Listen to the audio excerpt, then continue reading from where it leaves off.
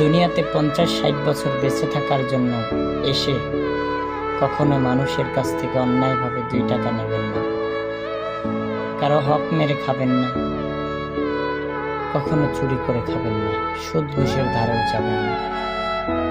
আল্লাহি, আল্লাহর কসম করে বলছি বন্ধু, যখন আপনি হালাল পথে উপার্জন করবেন, সেটা হোক সবচাইতে নিচু কাজ, এই হালাল পথে উপার্জন করে যদি আপনি 5 টাকা ইনকাম করেন, আপনাকে আল্লাহ এই 5 টাকার বিনিময়ে ভালো রাখবেন ইনশাআল্লাহ।